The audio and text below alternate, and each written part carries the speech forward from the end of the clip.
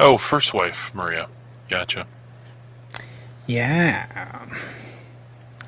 She just like... Yep. Just, you get a grenade. You get a grenade. Everybody gets grenades.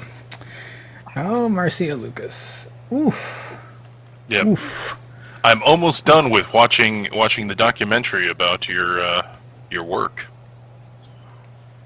About my work. Yeah, Stargate, SG-1.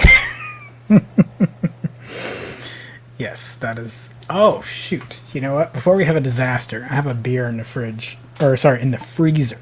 Let me, even though there's alcohol content. Beer still freezes. Fix that before we blow up.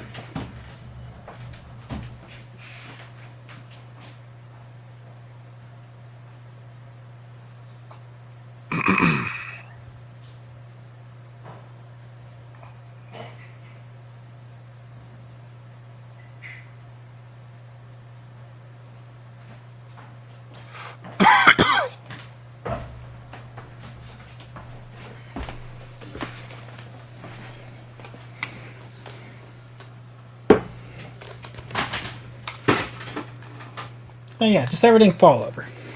Why not? Why not?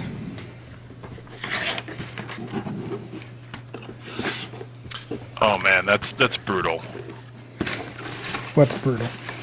So I was looking to see if Dune was available for me,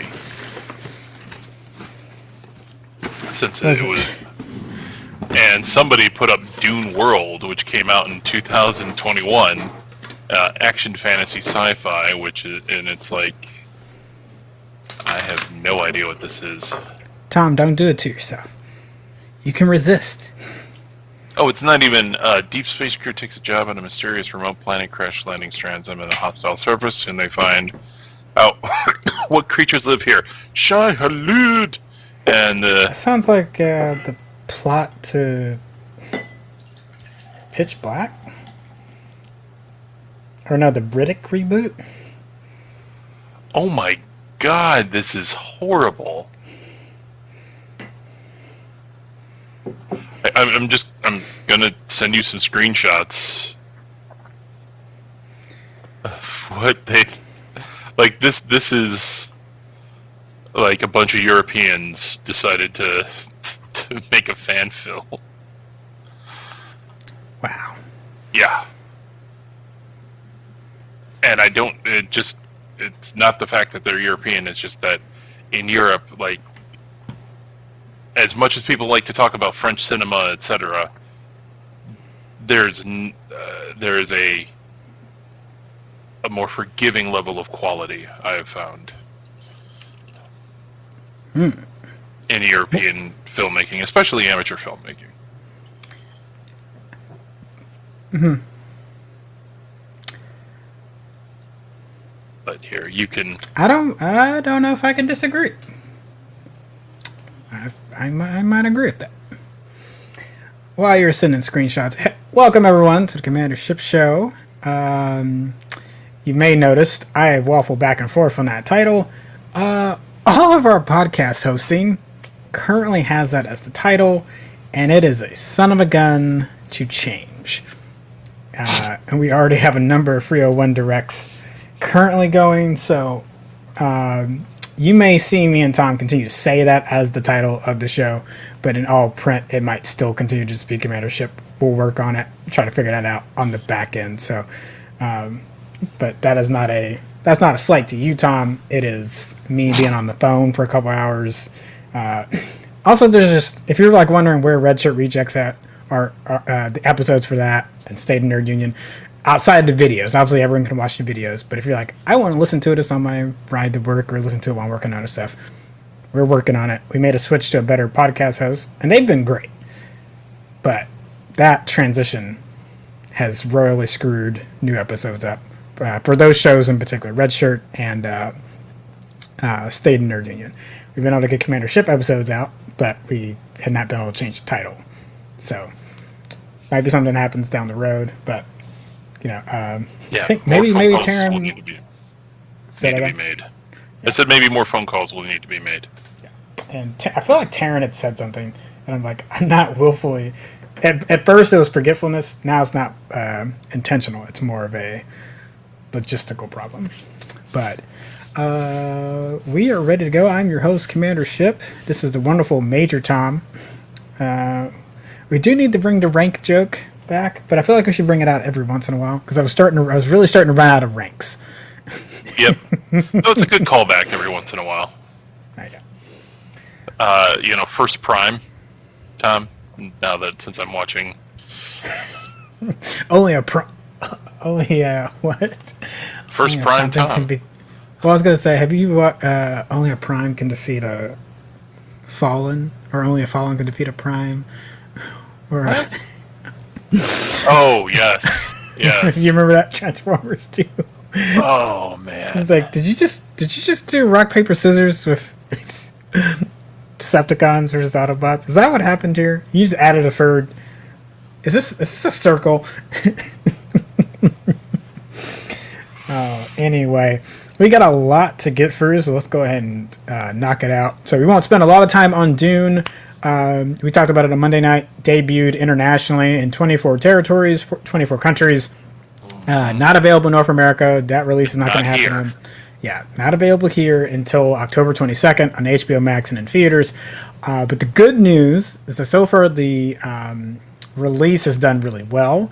It's already made $36 million. So hopefully that's just only going to continue. And hopefully it will bode very well for what it will do here in the U.S.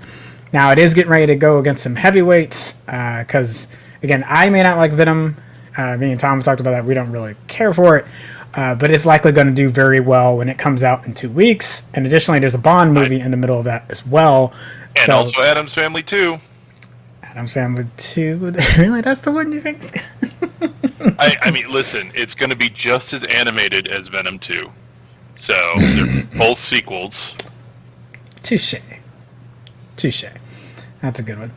But yeah, I'm excited. And I guess debuting now ahead of those lets it still get a month to rake in things, and if people want to go back, rewatch it, I think it also does that as well. The other thing I don't know is how much of a worldwide release the other ones are getting. Like, I know Venom, the reason it did so well, and we talked about that last week, is because of its worldwide release. So that might be a reason they wanted to get out of that ahead of that just a little bit early, while restrictions haven't squeeze back in, and then maybe just lose out on a little bit of the U.S. market, North American market. And then, so it's Bond, the one I don't really know about its worldwide release. So I know they're going to do a hard press on Venom. They're trying to get as much as that worldwide dollar. But Bond does release worldwide. I just don't know what they're doing this go around. But. Oh, I'm sure they are. Absolutely they are. I mean, Bond has always been an international movie, even when, international film wasn't really a thing, almost. Very true. Next up, we missed this last week, so we're kind of doing some come-arounds. Tom caught it. I did not. Had a little note snafu. But Marvel has added 4 more movies to their release calendar. This is specifically for the year 2024. So some of these dates are not surprising. One is February 16th, which would be MLK weekend, May 3rd, the start of the May month, and also usually just the start of the blockbuster season. One in the middle of, or right toward the end of July on the 26th, and another one November 8th. Now, there's some speculation we haven't seen dates for Captain America 4 or the future X-Men movies or for Blade. So those potentially could be filling those slots. There could also be putting these dates out to give them some wiggle room from any potential pushbacks from the end of this year going into next year. I don't really think the 2023 schedule is going to be affected much anymore, but you could see a little bit more fluctuation for Eternals here at the end of the year, and then possibly the 2022 movies. But I think that's about it. So I don't think this is COVID related. This might legitimately just be we got it. Yeah, hey, things are seeming to go along. So we got our Blade writer and director, and those things are coming along. Cap 4, we might be getting the writer on that. So it might be that natural progression right there. Yep. Yeah, and actually, I think that I think Marvel, and actually, we might see a bunch of this coming up, where they've been a little bit quiet about principal filming that they've been doing during COVID. And I think also they may be taking some stuff that went through principal filming, because it does happen, right? Movie goes through principal filming and falls short. So I think that there's going to be a whole bunch of surprise movies over the next year or two. Yeah, would not surprise me whatsoever. The other thing is that so far they're very comes up to 4 movies in a year, and Marvel also has to contend with the Disney schedule as well. So it's not just the Marvel movies, but a Little Mermaid, which you might be like, why do they have to worry about Little Mermaid? It's like, well, Aladdin, Lion King, those movies made $1 billion separately. So if Disney tells you you're not putting it close to one of those, then you're not doing it. It doesn't matter how good the Marvel movie is. They want to maximize their money. So there's also that to take into account. So 4 Marvel films might be the max. We always thought 4 was going to be crazy. When we got to 3, we were like, whoa, that's a lot. Now we got the 4, but I think a big reason you're not going to see that past 4 is because of that. Just you're in the house of mouse. You got restrictions. Plus the Fox movies. We haven't even got to that. We're not even talking about like X-Men, but there's just a Fox slate of movies that have to be considered too. Like that's. I don't envy that job. Not at all. But yeah, I think I'm going to eat my words probably 3 years from now or 2 years from now. But like 1 a quarter that's rather aggressive for Marvel. Yeah. Even Marvel. Yeah. Next up, if you use Hulu, there is a price hike coming up of $1 across the board, regardless of your service, and or if you pay for the yearly amount, it'd be $10, roughly about $1 a month for what you would have paid for that previous $59 service would be $69 as well now. It seems like this is aimed at getting the Hulu only users to potentially switch over to paying the Disney Plus bundle. That will make that more attractive because you don't have to pay $1 or $2 more to go ahead and get Disney Plus added into it, along with your ESPN Plus subscription in there as well. So again, this is not us advocating for you to do one or the other. It's just that's most likely what they're trying to do. I will say Netflix. I am now firmly in the Netflix group. I know. I'm just kidding. I don't have a horse in that fight. I have my Disney Plus. I have that bundle. I have Netflix. I don't have to pay for HBO Max, and that's it. Honestly, if I'm looking to spend more money on another subscription, I'm leaning more towards Apple TV than Hulu. I think Apple TV, Lazo is a start. You and me both have the same feels for All Mankind. I'm curious to see how the Foundation series does, because that could really grab me a lot. Granted, I already have access to it, so it's not really a big deal. You know, we've got a roommate in the house, so like they've got some subscriptions. So I guess technically I have an Amazon too. God, dear. Well, I mean, most people have Amazon. Most people have it. That doesn't count. Yeah. Though I do have to say, the only reason I got Amazon Prime is because of the Grand Tour. Is that still on? In a fashion, yes. Cool. They're only doing specials. Yeah, that makes sense. All right, so that's all for our quick hits. We're going to move on to castings and announcements. So this is really cool. A MCU veteran, Victoria Alonso. She's been involved with their projects as long as Iron Man back in 2008. Had traditionally been in the VP circuit, has now been promoted to president position, but specifically for post-production.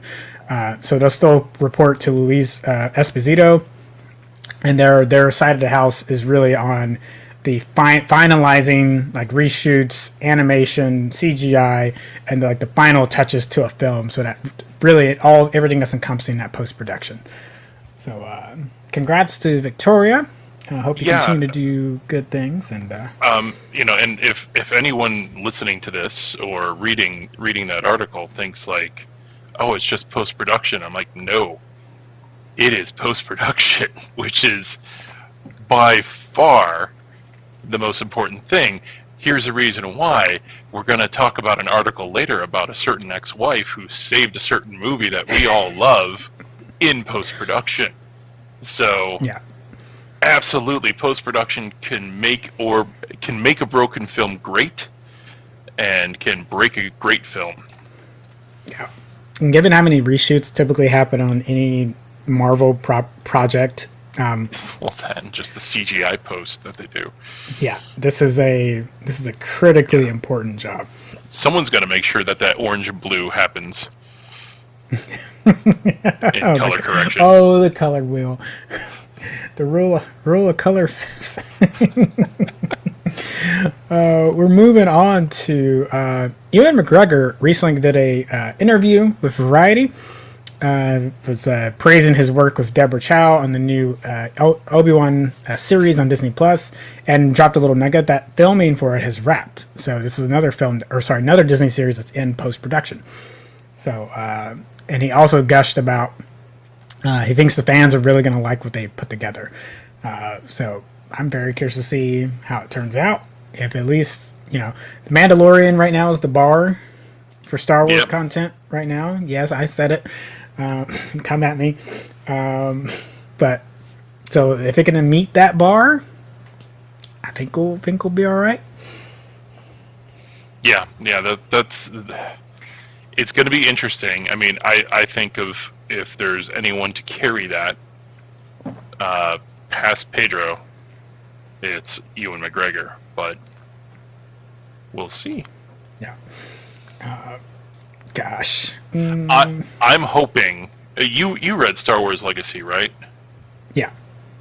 So I am hoping beyond hope that there is a scene where he fights the Root Song leader guy who was a Jedi and then joined the Sand People and then became a Sith. I know who you're talking about. Yeah. I don't remember the name though. There's got to be some type of desert battle that happens protecting the Skywalker family. The only thing that makes me a little sad, just because, and this is not a knock on the movies, it's just a function of how things are, is that we'll never get another Obi-Wan Vader fight. It's just because it just wouldn't. There's no way to make that make sense canonically. Now we do know Hayden Christensen has been cast, so Vader does show up at least in the series, or is like in the peripheral, as far as So there's that, but we might get a Vader Ahsoka fight. We could. That's a good point, Tom. We could. Rosario Dawson is cast. She could show up in here. Yep. And also, we're gonna hopefully see him, kill a whole bunch of younglings and then have a hangover the next morning. Wow. Yeah. That probably happened though. All right. So, Flash director Andy Muschietti, if you know him from the Thing movies, or sorry, not the Thing. Sorry, It. I got my It and the Thing mixed up. So I love Chapter 1. Chapter 2, we didn't nail that quite out of the park, but also that's also when the book gets weird. So he did an admirable job. But The Flash has been in development hell for the longest time, and it's finally getting filmed, and everyone's together, and it's actually happening. And we got a tease a while back of blood on the original Michael Keaton, Tim Burton Batman suit, which is very kind of Watchmen-esque, seeing like a blood on that smiley face medallion kind of shot. Got a new look at the Superman suit, although you're like, that's not quite Superman's build. Who is that? Yeah. Yeah. I wonder. This Is one, it the though, Prisoner Superman? is the person. Oh, could be. Or no, yeah. This one, though. This one right here, though. What is he just screwing with us? Or A little bit. Yeah. It feels like a joke. It feels like hey, I'm just teasing Batman in this Flash movie. That or it's, hey, listen, can I... what's your suit made out of?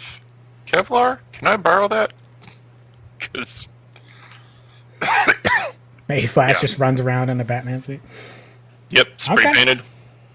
Yeah. Like, because I was going to say, like, yeah, construction-wise, it doesn't look like a Flash suit.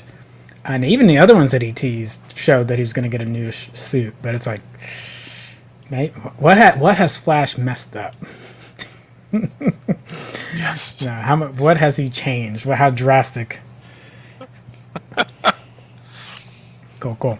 Damn it, Flash. Damn it, Flash. All right, Benedict Cumberbatch has sold a piece of his production company, Sunny March. So it was started by Cumberbatch and his friend Adam Ackland back in 2013. So sold a minority stake to Sebastian Raybould. He's the owner of production and financing house Anton. You may not know any of those names, but something that's coming up for Sunny March is The Electrical Life of Louis Wayne, in which Cumberbatch will star.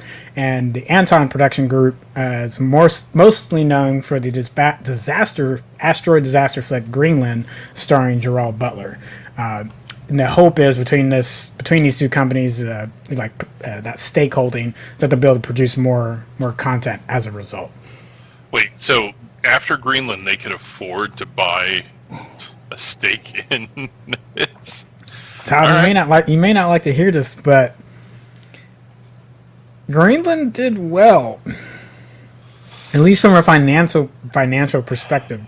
Yeah, because they didn't have to spend a lot of money to make that movie. Yeah, it was basically just Brett's. Oh shoot, why is his name escaping me right now?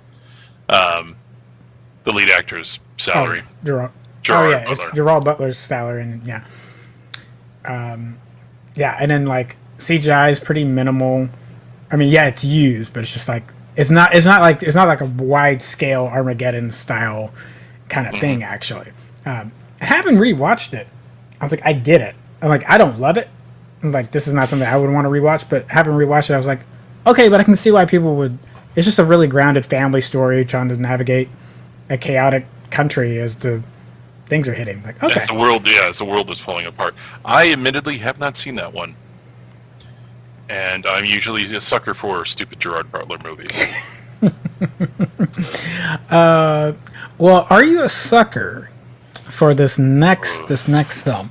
Do you want to see a remake of Flight of the Navigator, Tom? No, I do not. Unless someone's like, listen, we made a serious mistake in the production and the storytelling of this, they didn't. This is Bryce Dallas Howard. You talk to your dad; he can help you out with a different film. Just this one, there are just some. I know you hate this as a plot point, but there are some movies that need to be a fixed point in time. You just cannot go back and change. Not allowed to go back and change. In this regard, I would allow that to exist if it meant some beloved properties are just left alone. Yeah, I'm challenged to see what story they need to tell from that. It's a Disney Plus movie. Is what it's currently staked out to be. Bryce Dallas Howard is so straight to and video.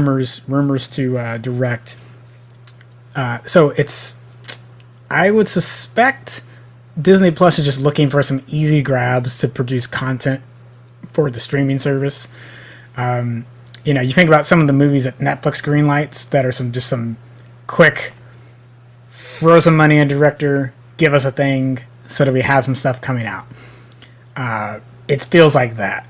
And Disney just got a hold of so many live action properties, or some like live like I wouldn't be surprised if we see a 20,000 Leagues Under the Sea remake. You just kind of got to go down the list Well, of see, this. like that. Yes, I can see that because I cannot recall in my lifetime what version of that movie being made. It's been hinted to, like with the League of Extraordinary Gentlemen and such, but there's a whole bunch of old stuff that Disney owns that they could revisit that isn't a beloved and pretty much, I'm not going to say flawless, but not flawed movie. Yeah, there's fundamentally nothing. It's not. So when we were doing our series on good concept but executed poorly, this doesn't fit in that.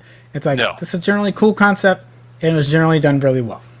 Yeah, the director and the producers of that movie knew their limitations and filled as best they could to those limitations. Yeah. And plus, are you really going to get Pee Wee Herman to do the voice again? I mean, what's he doing? Yeah, but his voice has changed so much. I don't think he can do Pee Wee.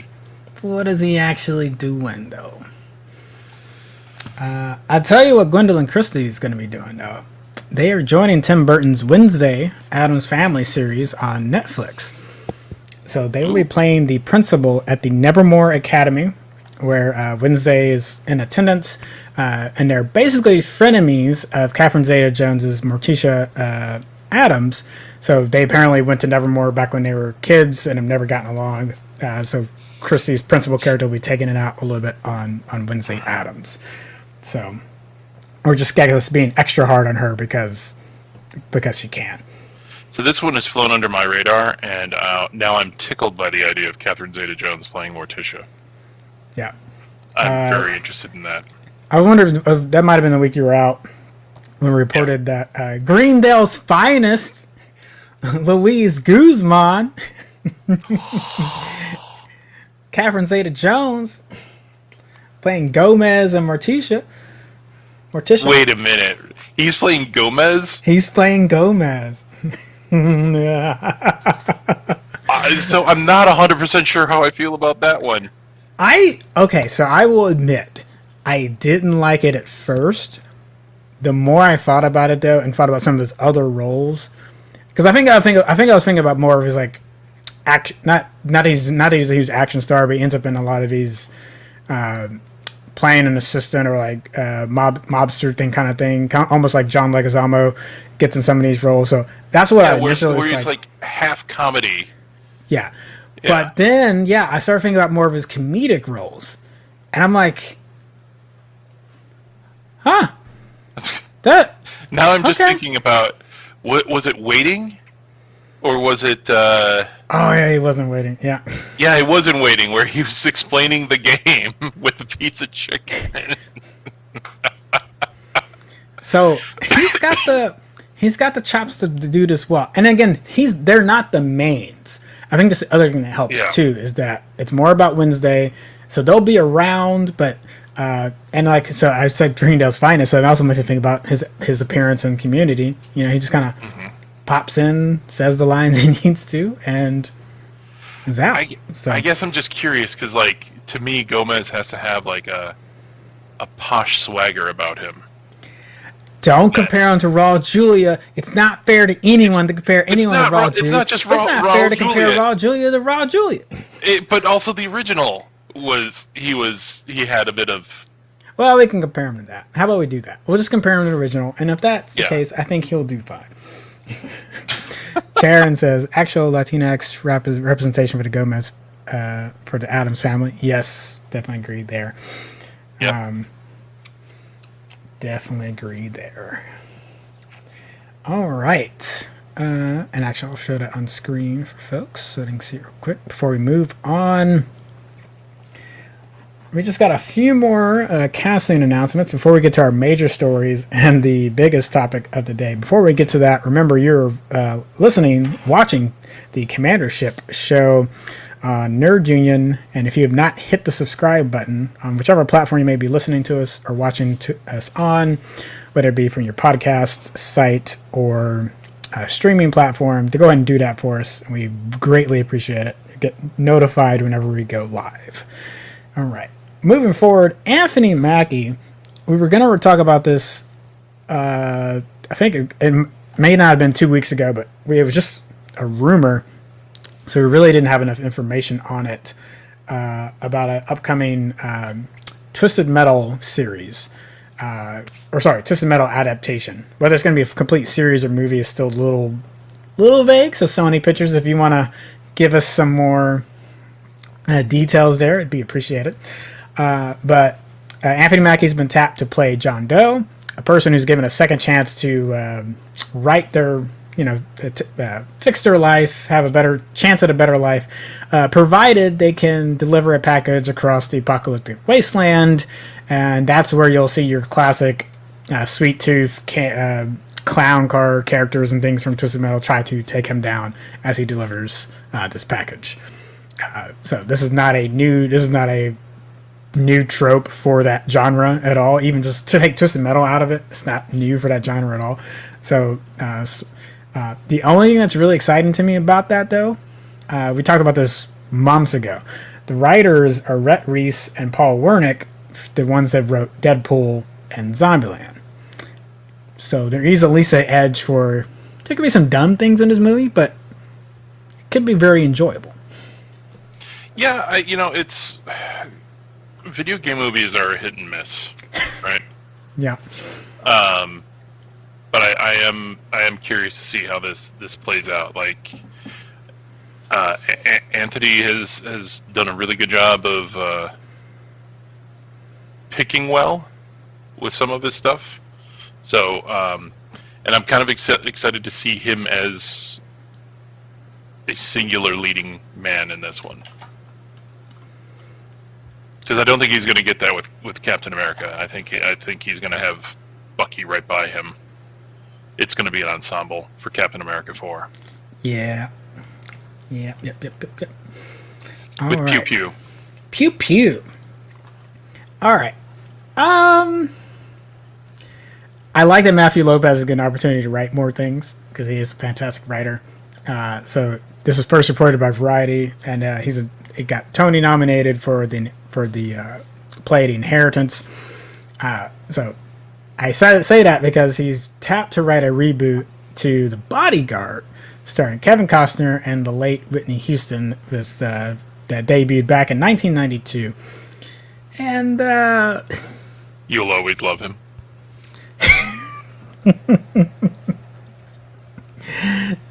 Speaking of things I don't know that we needed. Yeah. So here's my I will forgive this movie being remade if it's Lizzo and Chris Evans. There's one extra thing. They both think that they are the bodyguard, protecting the other.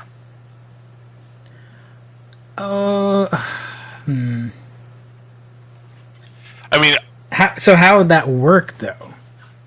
It's as it. Or wait, is there both their covers that they're singers? I think so. Yeah. Okay. In that regard, I think it could work. But again, that drastically changes. Oh, I know. Yeah. I know because we don't necessarily need to remake that movie. Yeah. So why not? Why not give it the old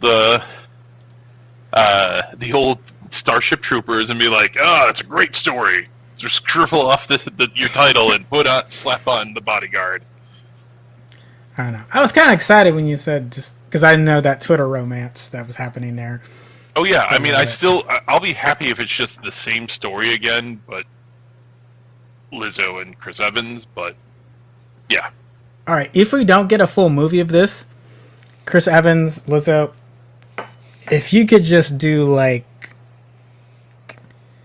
trade videos back and forth, remaking scenes from The Bodyguard, I would love you so much. I already do love you so much, but I would love you for evers and evers and evers. Yeah, stop with your dog play dates with Ellie Raceman and start doing TikTok videos with Lizzo. Yeah. Taryn, you clip that and you send that directly to Chris Evans and Lizzo, okay? Do not stop. Do not collect $200. Or don't collect $200. Collect $2 million because this is a brilliant idea. $2 million. All right. That's all for castings and announcements. Now it's time to hit up the major stories. And, God, just glory to Bast. I tell you what, Wakanda forever. Before Wakanda came on the live action screen, Angela Bassett was about that life. And Bastet. What? Yeah, Stop. You heard me. No one says that. Yes. No one says that. I'm starting to say that now. Oh, Bast. There you go. Okay, now I'm clicking. Yeah. Now it's clicking. There you go. Thank you for doing it a second time so I could catch up. Must be one of those nights. So Bassett got to talk about Black Panther 2. As you know, Letitia Wright had got injured on the set. They're just kind of giving their thoughts on Chadwick Boseman and just how the production is going. So I'll just read directly from Angela. So regarding Boseman, they're excited about kind of giving a tribute to him. So of course we still have a little, as far as like the kind of way they feel in their heart. So every day is just a testament and love fest for our dear Chadwick Boseman. And then regarding the writers and the story for Black Panther 2, and again, they were talking to Entertainment Tonight's Nichelle Turner. So we still have Ryan Coogler and Joe Robert Cole, who wrote Black Panther 1. So the two of them, these brothers, they're going to bring it. They love Black Panther. They love what they started. And as they say, finish the way you started. You started great, and you're going to do this one well as well. So nice to see some positive feelings for this. Again, we don't really know plot details yet, and it's probably going to be a long ways off before we get any kind of trailer or nuggets and things dropped on that. But, still it's nice to see good things coming out of the production conversation. Mm-hmm. Absolutely. Yeah. And then regarding Letitia Wright injury, she had a little bit of a fall, but it's not too bad. Again, quoting from Bassett, anything like that will shake you up. She's just a slight little petite thing, but she is fine and ready to go. Also, this isn't a video, so you can check it out on Entertainment Tonight's website. And just when I heard, I typed this up, or I could pull the quote from the article to put us on this, but listening to her say that, so it's just a slight little petite thing. It's very came off very much like a black mother saying that. So I didn't take it as a denigrating thing, just more of a reality of she probably got slung up in that harness for whatever the scene was. Maybe they didn't have the weights adjusted correctly for her body weight, which is unfortunate. That needs to be take care of your stars. Goodness, accidents can happen. So cool. I don't know if we do. Don't know. Taryn asked about Angela Bassett's wax figure. Oh, we do. You do? Because I was just saying, take this picture that you're seeing right now, and that's it. So that's why we were, me and Tom were just stunned by how much melanin doesn't crack for black folks, but especially for Angela, is that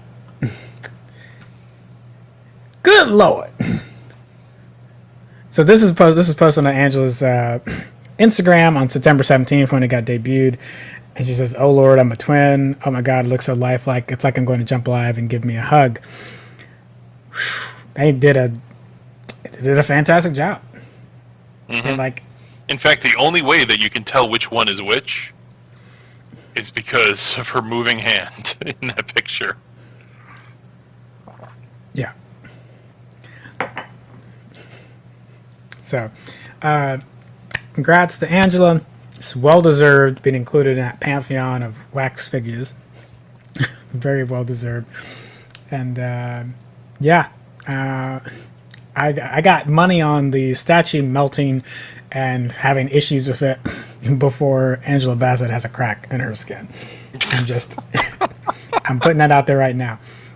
I don't. If you know who Cicely Tyson was as a wonderful African American actress, there was just kind of a joke of like, you as old as dirt, but you're not as old as Cicely Tyson, and she just. There's a number of jokes about her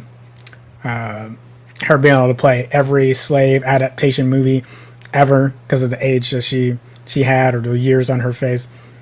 But I don't feel like Angela Bassett will ever look like that until she's like 90. Something like that. Yep. I know I'm being a little hyperbolic, but am I though?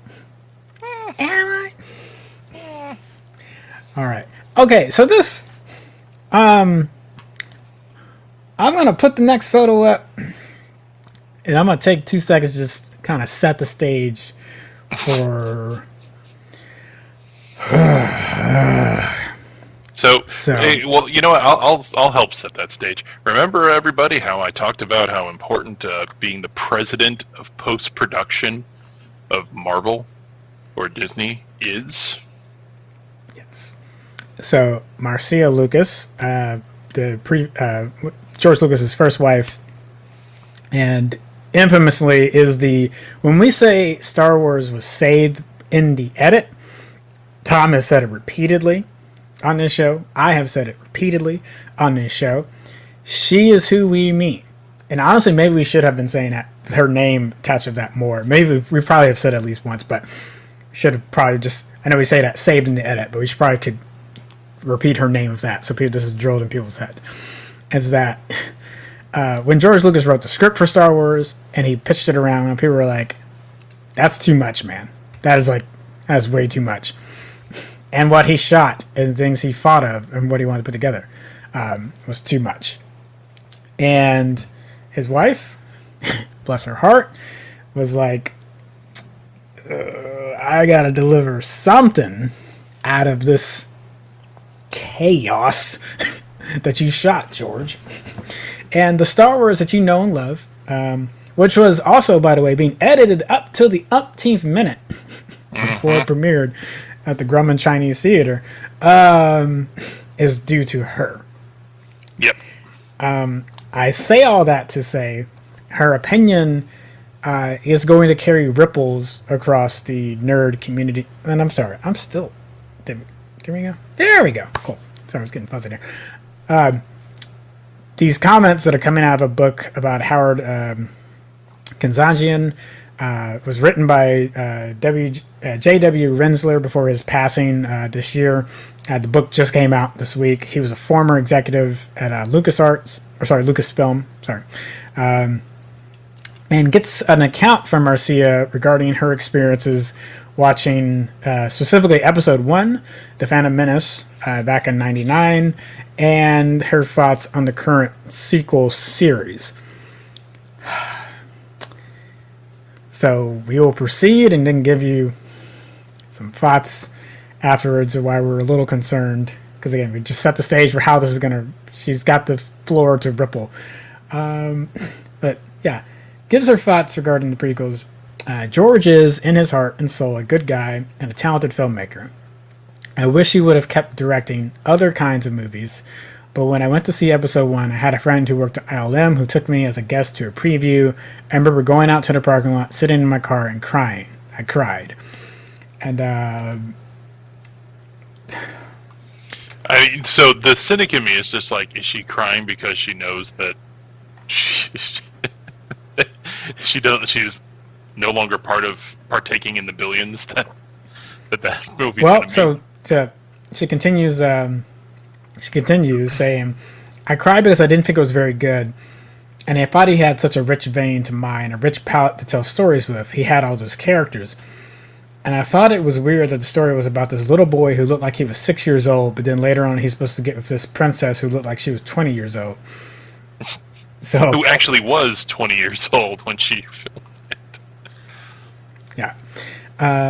And focuses in on some other things that have roundly been criticized about the series. There are things I didn't like about the casting, and things I didn't like about the story, and things I didn't like. It was a lot of eye candy CG, particularly because so much of the prequels, especially the last two films, happened on green screens, and in a way that even for the time period was unorthodox. It wasn't green. It wasn't about adding a green screen monster into a scene where Spider-Man something's fighting. It was the fact that like the entire environment was green screen at a time where the Mandalorian currently gets to use cool technology, so you feel involved in the space. As a comparison. Yeah, the Mandalorian has like 50 high def projectors, like 4K or 8K projectors. They're on the background screen. But if you look at behind the scenes of Phantom Menace, of Attack of the Clones, etc., like they are literally in a sound studio that is nothing but green. And then Luke is just like, okay, that green box over there, that's a robot, and that green box over there, that's a giant bug that's about to eat you. Yeah. Now, people that are original trilogy purists were probably like championing that. They're like, yeah.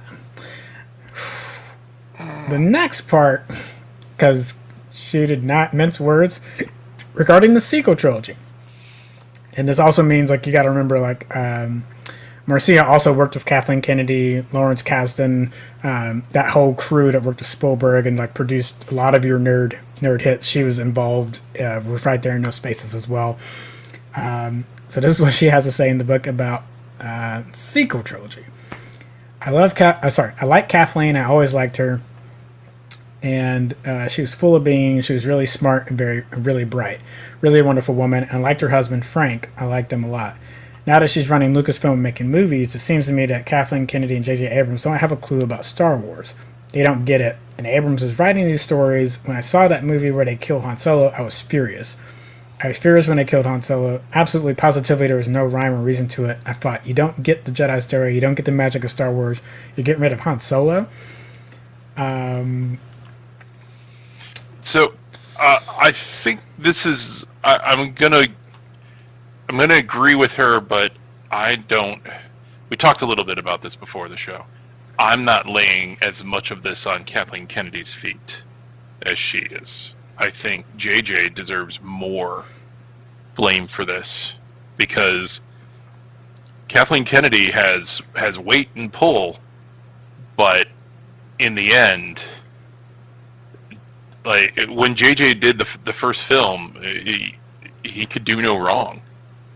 He suffers from Lucas syndrome in the same way. Like, and he made some dumb decisions because J.J. Abrams he's not the fan that he thinks he is of it. Okay, but then the Han Solo thing, that is 100% Harrison Ford.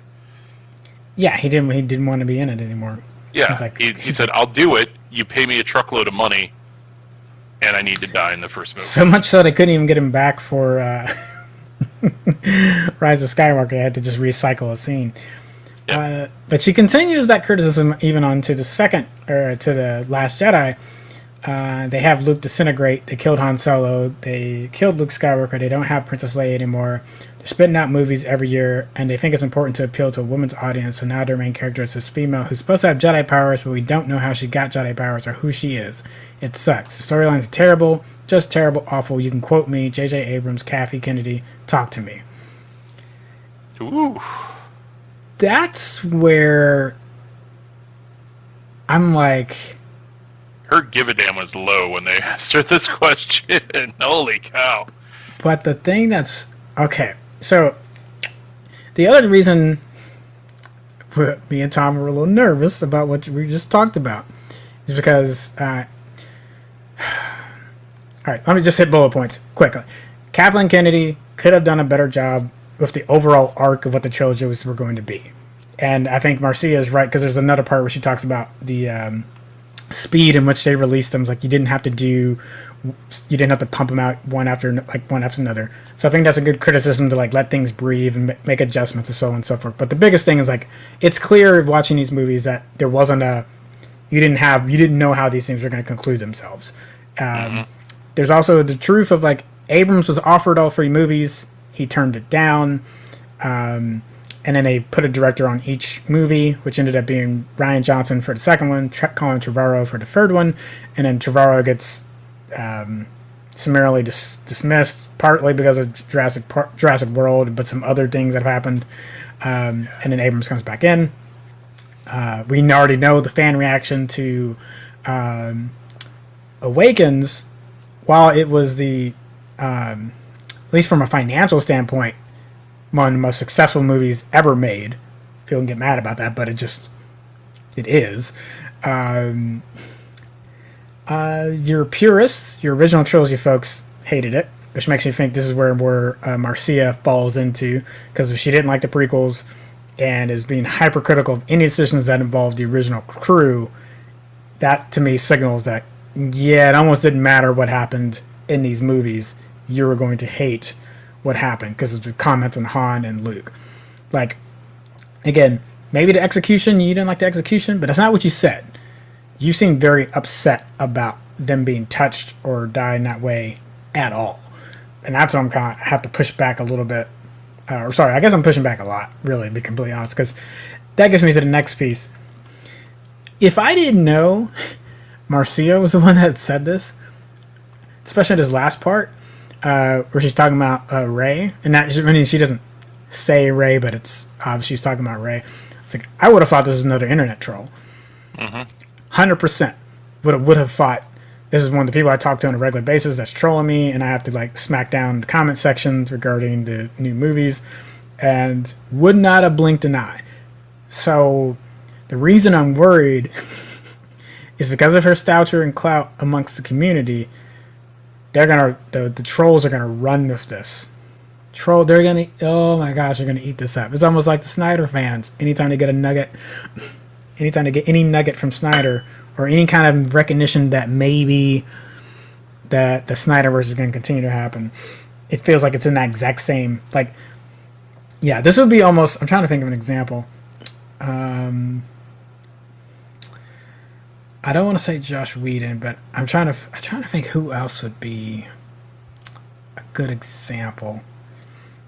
Like if Deborah Snyder came out, Zack Snyder's wife. Yeah, that's a good. If Deborah Snyder came out and condemned everything else that wasn't Snyder made, that might be the same kind of thing, and why we're worried about the fuel this is going to give fans to lash out and react. Or one of the Salkwins.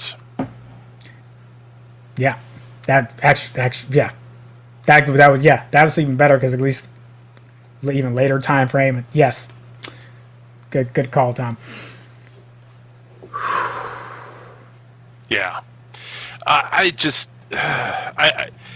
it's tough because I don't necessarily disagree with her on this, but also, like, yeah, I want to fight her because like I've been fighting a lot of that, but at the same time, she's not necessarily wrong on this one.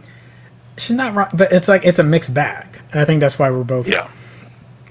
Like she says, who's supposed to have Jedi powers? We don't know how she got Jedi powers, or who she is. We don't know how Luke got Jedi powers. Yeah, he was doing Jedi stuff in the very first movie. Once he started, like, hey, by the way, you're a Jedi. Oh, cool. I can now defend myself blind. Like, yeah, this seems like someone that's very angry.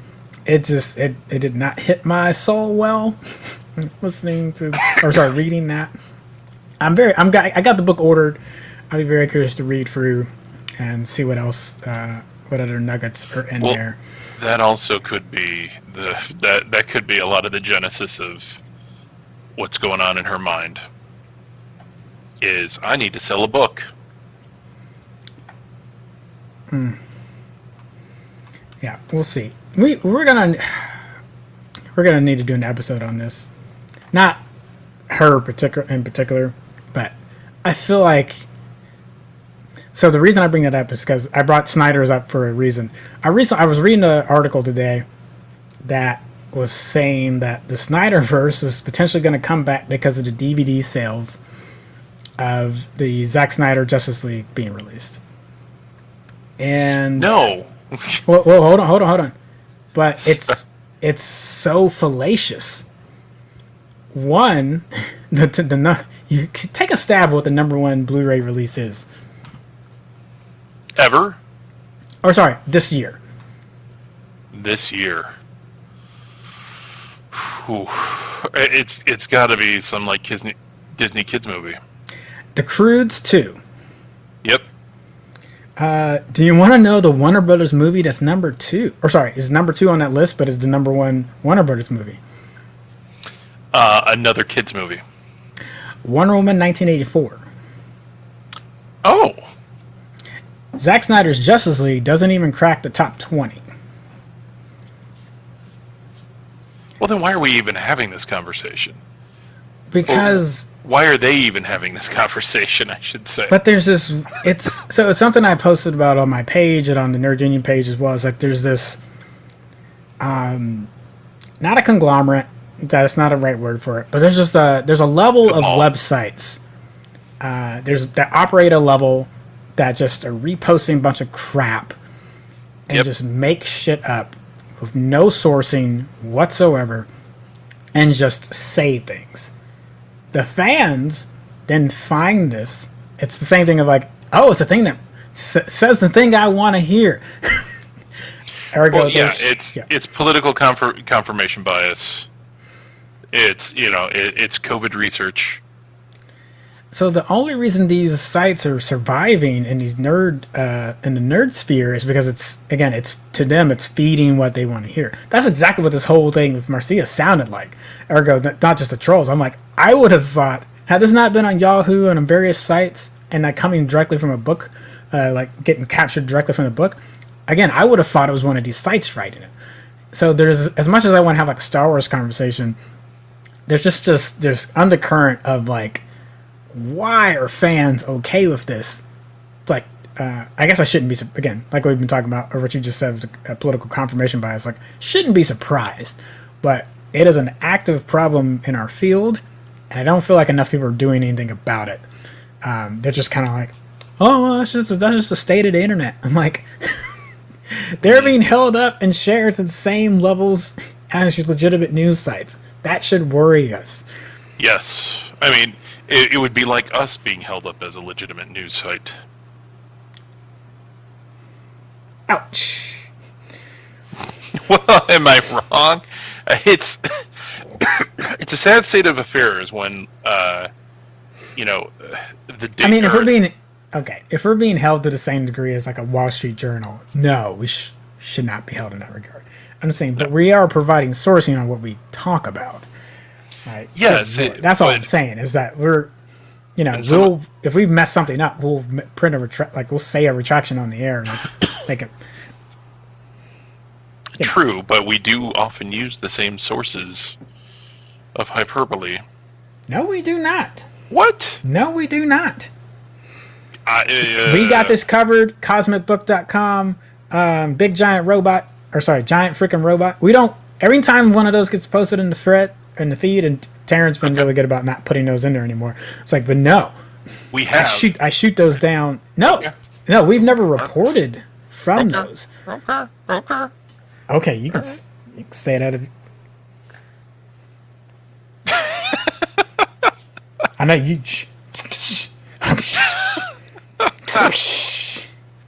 Moving on. We'll come back. Here's a cat that looks like Ed Sheeran. Gosh darn it. Every time. I figured the sizing is gonna... Alright, so Tammy Sue Baker, daughter of Tammy Faye Baker, Tammy Faye Messner, as she was known later after she divorced from Jim Baker, the both popular televangelists, initially did not want to have anything to do with The Eyes of Tammy Faye, starring Jessica Chastain and, I was about to say Tom Holland, sorry, Andrew Garfield. And the movie is really good, but Tammy Sue had been through a lot in her life, naturally, being the daughter of two major televangelists that were involved in a massive sex and financial embezzlement scandals. So, right in the height of the late 80s, 90s, yeah, you might be done. And anytime anyone wants to come by for an interview or probably potentially pitch a script, you might be done. But Jessica Chastain reached out to her about singing on the film, which she ends up doing for the soundtrack of the film, and it's featured in the film. And that was able to kind of warm her up to getting back into the project. Now, she's seen the movie. She's going to watch it one more time, so we don't have her reaction to it. But it does sound like she was appreciative of that opportunity from Chastain to be involved in the project in that way, and not just kind of getting her blessing on a project. Though, and actually, I want to point out the interestingness of the redhead twins. Both are producing and directing films now. Jessica Chastain and Bryce Dallas Howard. Yeah, I'm sure that won't confuse us at all. No. Before anyone gets mad, like legitimately, look at them side by side. Yeah, they are in the Dylan McDermott, Dermot Mulroney category. It's the Jai Courtney, Tom Hardy, Logan Marshall Green. Yep. Was it Alan Cummings and who plays Pee Wee Herman? Sorry, Paul Rubens. Like it's in that category, people. Now, cover your ears, children, because this next one might be a spoiler, depending on if it ends up being true. It sounds like it's true. I'm shocked that it's true. Or sorry, I will be shocked if it's true, just because Marvel MCU has fought so hard to only use Spider-Man in the MCU and not bring any of the other pieces over, and to keep the Sony Pictures projects separate. Now I'm kind of like, do I need to go back and reread the contract between Sony and Marvel and see if I missed something? So maybe Marvel's going to get more involved in those projects as far as... maybe, yeah, it could be that, Sony phoned a friend on the first Venom. But the details are that Tom Hardy's Eddie Brock character watches a TV report regarding Tom Holland's Peter Parker Spider-Man. Ergo sees the announcement that he's seeing the same announcement we saw at the end of Far From Home when J. Jonah Jameson announces that Peter Parker is Spider-Man. Ergo confirming that they're in the same universe now.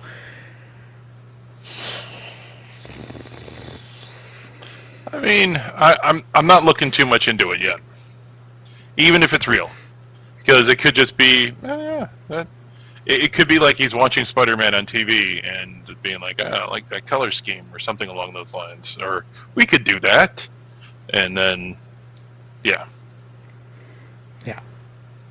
So I'm not super excited about it, but I mean, granted, we've talked about this before. Marvel missed their chance. Like, I know people love the Tom Holland Spider-Man, but really should... That might be... I mean, I still feel like it's something that's going to come back to bite him in the butt. It's like, let the Spider-Man franchise wither at Sony and see if you can purchase it. Instead of you basically gave them a cash infusion with bringing them into Civil War and then helping on Homecoming. Generally, I agree with you with like the new coach mentality of letting something die, then you pick it up. But I think that they really wanted Spider-Man in Civil War because Spider-Man was kind of key in the comic of Civil War. So, like, that's the comic book subject matter that the hill that they were going to die on. Yeah, but for that Civil War, though. I mean, I don't necessarily disagree with you that was that's a the weekend thing. Civil War. Like, if it was legit going to be comic book Civil War, I hear you. Roll the dice on that. Figure it out later. But it just wasn't worth it for the story that we got, in my opinion. Oh, sure, for the entire 10 minutes that we got of him? No. But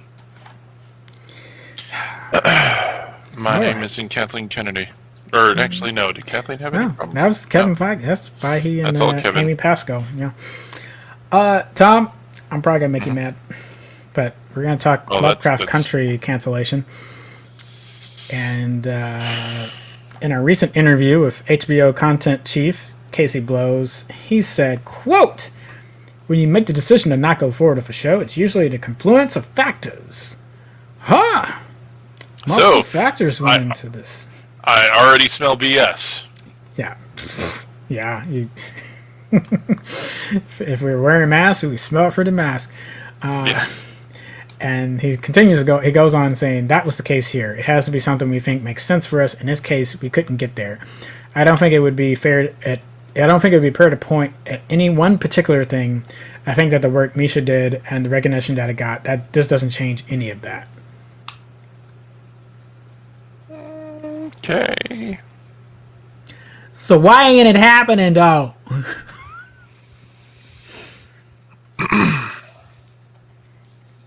Wow. You could find a way to make it happen if you wanted to. Yep. That's just... It's a load of shit. Hey, I just made a terrible decision, and I'm going to double down on it by saying a confluence of factors. Confluence of factors. Confluence of factors. All right. We're not gonna get into the details of how NVIXM's cult worked. I know that sounds like quite this transition from HBO Max. But this does involve nerd culture with Allison Mack, who was a former star on Smallville. And if you have any familiarity with how cults and that kind of indoctrination and grooming happens, normally when I see a celeb get a lighter sentence, I would be like, how dare you, how dare you. And this case is messy for a number of reasons. So basically, let me go read through for a little bit. So Allison Mack's going to be serving 3 years at FCI Dublin. That is, unfortunately, kind of the same cozy prison that College Admission Scandal stars Felicity Huffman and Lori Loughlin were involved in, or sorry, place they served their time at. So this is, unfortunately, someone getting a light prison. This is not real. I'm not trying to belittle it and say it's not real prison, but it's not the same as like going to like a federal F me in the ass prison. Yeah. Now it would have been a 13 to 17 year prison sentence, but as she cooperated with authorities to bring down the head of the group or of the cult, judges noted that she'd made active attempts at contrition and again work with the authorities, and noted a very real fact is that she's a victim in this as well, which might be a very tough thing to hear for the folks that have been victimized or were effectively more actively used and being drained and like being abused by the cult. So that can be a very tough idea to swallow or a tough pill to think about. But it is very much true. So do I necessarily agree that this should be lightened to the degree that it was?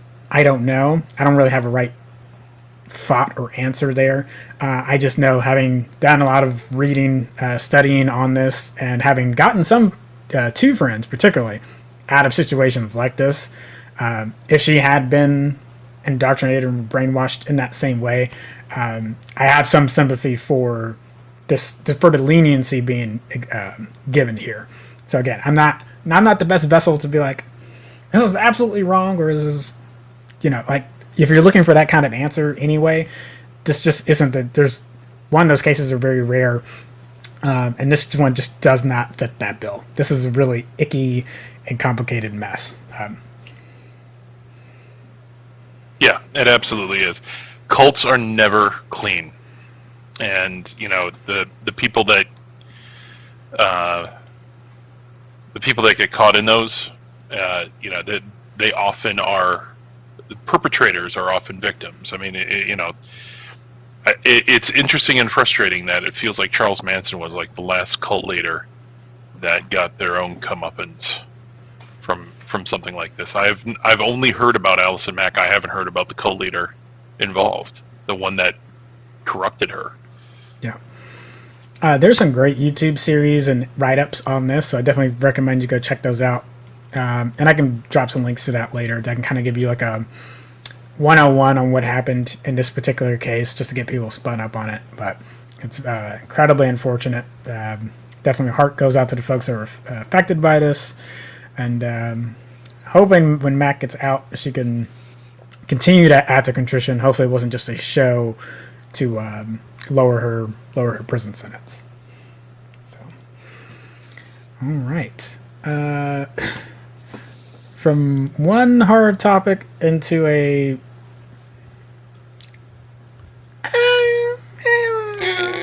saccharine topic. So, me and Tom called out, and again, we didn't go through all the categories because we're like, there's just no point. And it turns out The Crown and Ted Lasso didn't beat each other up as much as we thought. One, because they're in drama and comedy categories anyway. But The Crown really cleaned up. Poor Handmaid's Tale now has the record for the most nominations and losses. Yeah.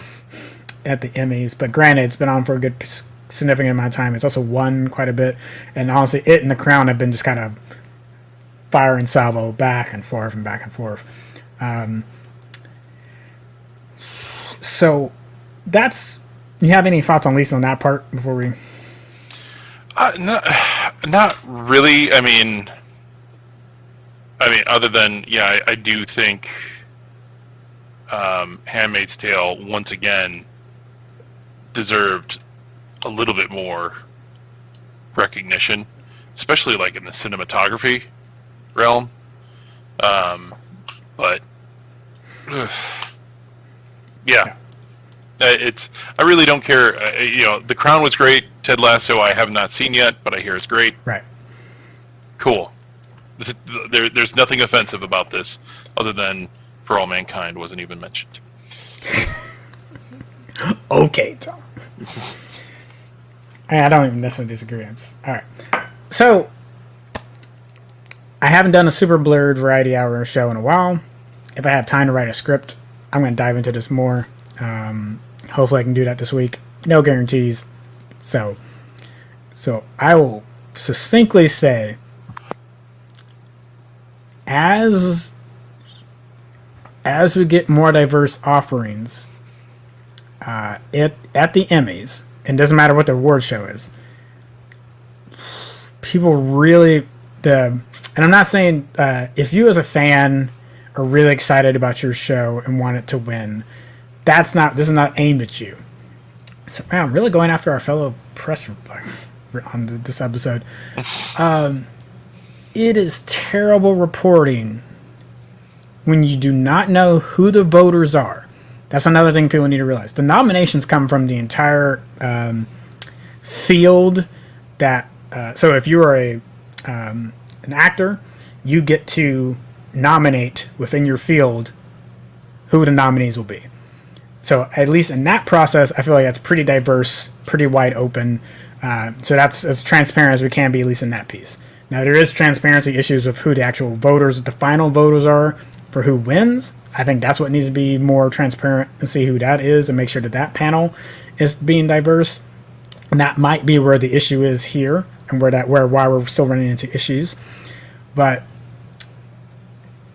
until I know that, I can't accurately assess or judge on that. But news articles saying that this person is a shoo-in to win this award. Look, you might be going off the buzz of the nomination, but you don't actually know. Mm-hmm. So you're setting people up to have a bad reaction when things like this happen. And we were even talking about this last week with both Chadwick Boseman, with Ma Rainey, and with the late Michael K. Williams, is that some of these things are already cast and balloted before a particular thing happens, and there's this internal bias that happens when someone passes that you're like, oh, well, now they're going to win, right? Which doesn't compute if you really take a step back and think about it. And again, it's not that it's really going to change ballots that have already been cast. So here we are again, in another award season, right after the Emmys, and folks are upset that there wasn't a minority win, at least in the major categories. And that's another thing too. These headlines have been misleading as well. When they say like no minorities won at the Emmys, and then you go into the paragraph and it's like, well, no one won in the major categories. Like, so is Courtney B. Vance chopped liver for winning a supporting actor, or sorry, an actor win in a limited series for Lovecraft? Okay, is Dave Chappelle chopped liver for winning for his performance on SNL? Is Maya Rudolph voice acting on Big Mouth? Oh. Is she chopped liver? So again, So glad she got that too. So if you're talking about the major awards, absolutely correct. Got it. For the top 4, like best actor, actress, supporting actor, actress, got it. I understand. But we gotta stop setting people up for failure on this and get at the root of it. Are the voters diverse? We don't know. Ergo, that process needs to be more transparent, especially even if you want to hide it for like posterity's sake until the announcements afterwards. Like, if you need to hide it for the sake of like avoiding bias or people being able to bribe, totally understand that. But you could tell us afterwards. You could tell us who voted afterwards. That piece continuing to be secret. That's the problem. Now, if it comes out that we get the whole voters and it's all white, okay. Yeah. Again, not saying that's completely the smoking gun, but that's probably Tom, that's probably a good piece of it.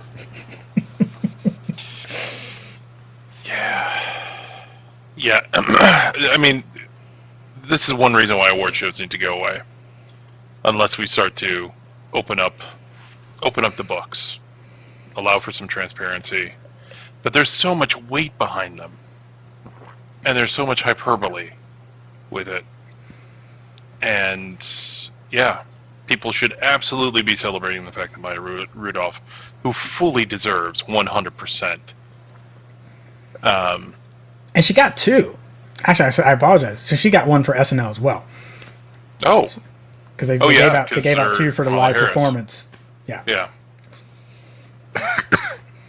So it was frustrating to see that just kind of ignored to only talk about the 4 major categories. And I'm like, I get it. Those are important. But it almost sounds like everybody's Ricky Bobby. And they're like, if you're not first, you're last. Oh my gosh. That's... Hey guys, I won an Emmy for editing. Oh, but it's not Best Actor. It's not Director. Yeah. So that's my thoughts on it. I can dive into it more if I do a super blurred. We shall see. So again, I get the frustration. Not saying that you're wrong for feeling that way. And again, there could still be issues we don't know about. And I think we've highlighted who the likely culprit or where the likely culprit lies at. So we'll get into that. But we can do better in how we address this and how it's reported on as well. And to Tom's point, just, I mean, it ain't the Golden Globes. it's not as trash as the Golden Globes. But gosh, oh man. Yeah. So the actual main topic, because again, we weren't really going to talk about Emmys a whole lot. Tom, how much have we've been talking about a potential strike for a while? Yep. Yeah, it's been pretty inevitable. I'm just a little bit surprised that no, I'm not surprised that it's this one, the Unsung Heroes. Yeah. So, hey, we get to use this multiple times. So we talked about Victoria Alonso. Get to talk about Marcia Ball, and man, that is just Tom. That's Providence, I guess, for how those lined up tonight. But we got to talk a lot about editing today, and how important that is to the completion or the post production of a movie. And there have been strikes in the past, and the one that's going to be most recent in people's minds is the 2007 writer's strike that helped get screenwriters considerable pay bump. If you knew what they were making before, it was trash. That helped across the board. Not just like, and then for a movie, you might have gotten a better deal. I would say this. The writer's strike may be the biggest single reason why TV and movies are comparable now in a way that we'd never talked about them in the same way before. Because it might have been like the occasional HBO miniseries or HBO miniseries or something like that. And they'd be like, oh, that was really good. You can compare that to a movie. But generally, most TV writing, even if there was a really acclaimed series, TV was still just disdained. And it also came from a result of like, you weren't getting paid, right? This whole idea of like a writer making $100,000 or something per episode, unheard of. No. So just to kind of give you an idea of what that has done industry-wise. So people are going to complain about, oh, but it messed up the season of the show or so on and so forth. I'm like, hey, Game of Thrones, not happening, or most likely not happening in the way that it did without the 2007 writer's strike. Pick your acclaim. Breaking Bad coming right out after that. Probably not happening without the writer's strike. Just pick some of the most acclaimed series that have happened in the last decade. We've been in this golden age of TV since then. Yeah. But all the while, and I think to be fair for us, for what we talked about in the show, and we talked a little bit about some of the other support, but we talked a lot about CGI. Is that CGI studio houses are just getting screwed on the contracts that they sign because if they quote one number, if the studio runs over, they're like, hey, we still need these extra scenes, and this is what the amount you quoted us for. So... Yep. As somebody who does deal in contract work like that, not necessarily for film, but other things, yeah, a lot of them are not contracted by hour, but they're contracted by job. And sometimes they make a bunch of money off of it, but a lot of times, especially with film, no. Yeah. So, yeah. Do you think any of those production houses got a big bump after Infinity, or not Infinity War, but Endgame made darn near $3 billion? Nah. So, this has been coming to a head for a while. And we're using CGI as an example, but this relates to across the board of anyone that's in the support industries. And so IATSE, the International Alliance of was it theater stage hands? Or sorry, theater stage employees. So these are the people that are working on your lighting of a scene, wardrobe, costuming of a scene. You just kind of go down the laundry list. The longer that the credits have gotten in your movies, which is a great thing, this is about them. This is about getting them the pay bump that they have so richly deserved for a long time. And the IATSE has never gone on strike, which is another thing people need to realize. Like, it has been a long time since these rules have been updated. There have been pay bumps and things like that, but they've never gone on strike before. That's just how bad the gap has gotten. Probably in the last 25 years, a good time frame for it. Again, I could give you my news show when that started to span out, but it kind of follows the wage gap in the U.S. as well. That's probably a good place to start. It's like, hey, when did the wage gap start to just balloon out different directions? It's like this is affecting them as well. So yeah. What happened today? They had the vote for an authorization. As of this recording, we do not know that has been approved. And for folks that are unaware, you as a film company, you can't just decide, oh, I'll use some other people. The majority of people available to work are under this or under the IATSE. And generally, the contracts that people have signed to work on movies also means that there are penalties for these companies if they decide to try to go outside of that scope to hire people as well. And additionally, most companies, like CGI companies, stagehand companies, like if you're represented by a smaller little group that's hired out for a company, they get under this protection of the union, so that they also are afforded those benefits and protections as well. So there's not even a lot of folks that you could even go to right now who aren't under this as well. And it's not just going to affect California. This would be a nationwide strike, and would affect, you've got budding film hubs in Chicago, Atlanta. Obviously, New York has had that for a long time. Other spots in the South, that all gets affected and shut down. Just to kind of give you all the backdrop of what is happening. No, this is big, and I hope that we get something out of that. I'm not sure how well it's going to impact quality. I don't know if we're going to have this renaissance of TV, another renaissance come out of this after, like we do after the writer's strike, but maybe we will. But happy workers produce good products. I mean, who knows? I've been upset with how the CGI visuals have looked for a while. I feel like we're kind of regressing in some ways, and if it helps stop that trend, I would be ecstatic. There was a lot of cool things that also came out during that period as smaller groups tried to work on projects, and I think the thing that's really cool is that the internet age at the time of 2007, YouTube was in its infancy and was not robust enough to handle anything.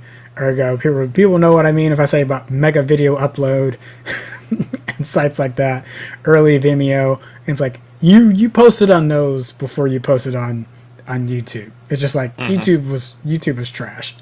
It was like, oh gosh, do you remember how the browser looked too? Man, we should go get some old screenshots.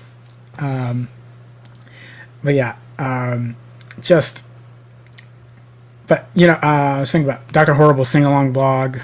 I'm trying to think some other ones that came out in that time period. There were some really cool creative things that came out. So my thought is, at least in the interim, this allows internet creators who run their own little crews that aren't involved in the union process could really gain some followers, gain some attention during this while reruns are playing. I hate to say the Cinemaplex would be empty. Hopefully they're not. Hopefully I get this done quickly, so that's not affected. Because that's not going to be good. That might, that might be the thing that ends this super quickly. It's because they're like, we can't afford to take a hit going into 2022. Everything that's already shot and going into the end of this year, it's like whatever. So they're probably like, yeah, we got. But there will be a point where they're like, well, if we don't get them back in before, whatever that timeline would be, if we don't get them in by December, they're not going to be able to start back to work on that thing. Trying to think some other Marvel movies that are coming out. Thor: Love and Thunder. I don't know. Wakanda Forever's post-production. Because they're doing their principal filming right now. Love and Thunder is almost done. Yeah, this is a shadow looming over them. So this might be the best timing for the strike to ever happen. They could really have them okay, go ahead, test us. Go ahead, try to see if you can get Wakanda Forever done by yourselves. Go ahead. We love it. To use the Picard phrase, you may test that theory at your convenience. Yep. Okay. So I apologize. I did not pull up how long the last one lasted. But yeah, if I had to, do I think it's going to be resolved quickly in this moment? No, but that December timeframe actually may not be a bad place to be if they don't have something by December, and I'll try to get a more concrete number. I got to do a little more research and see where some other projects are at that are coming out at the beginning of next year. Just kind of see where they're at, because we're actually starting to run out of canned projects. There's a lot of things that are already, if a lot of things have been pushed in the back burner because of COVID, we're actually running out of those. So I don't know, but I'll get back on that and let y'all know. But yeah, this one may not be as bad as the previous strike in 2007. But we'll make our ballpark prediction. I feel like December right now, but we'll let you know. Yep. Tom, any last thoughts on that?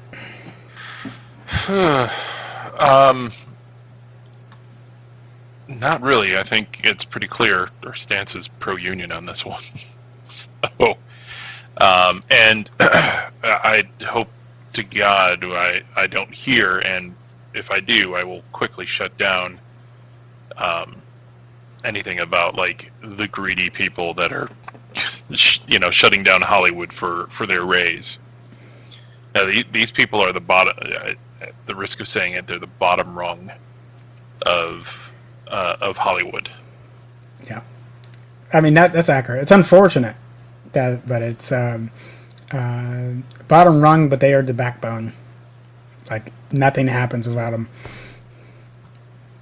Yep. Yep. All right. So we'll keep you all abreast of that. And let me plug some things that are happening this week. We are finally in the Abramverse, in the new Trek on Red Shirt Rejects. So I just wrote up a review re-review of, it's a review because the site wasn't active when Star Trek 09 came out. So this is my review of that film. I'll give you my thoughts on that before we do our Red Shirt Rejects conversation on it. Also, I got to watch Kate and the Eyes of Tammy Faye and the Card Counter this previous weekend. So I'll give you my reviews on that coming out this week as well. So, Kate was fantastic. Yeah. There's definitely some unoriginality and originality, which is I know that's a weird thing to say, but there's some really beautiful things going on in that film. But there's also just going to be, you're not going to be wowed plot-wise, I think that's fair to say. You're just not going to be like, oh, I've never seen this before. Like, that's just not going to happen. No, it's a nice plot. What was that Jason Statham movie? Crank. Thank you, yes. Basically, it's Crank. Yeah. I think the choreo is more fun, and it seems like they took more nods from Drive. There's just some really beautiful moments in this film. Yeah. All right, you gonna be watching anything this weekend? I'm not sure yet, to be honest. I think there's still one more. I've been debating on watching Sweet Girl. But oh, I forgot. I don't know if I'm even going to write a review on that. It'd probably be like a paragraph. Like, are you kidding me? But yeah, there's nothing out that's like really catching me yet. Yeah. Well, you know what next weekend is? Venom, baby. Nah, I kid, folks. We're not excited about that. We're not. Wait, is it next week or no? I thought it was the first. Next weekend. Yeah. Oh wow, yeah. Time works weird. It's only Tuesday. Let's do the time warp again, and we got yes, and we got a DMCA strike. All right, folks. That is. Hey, I got the point right. That's Major Tom. Yes.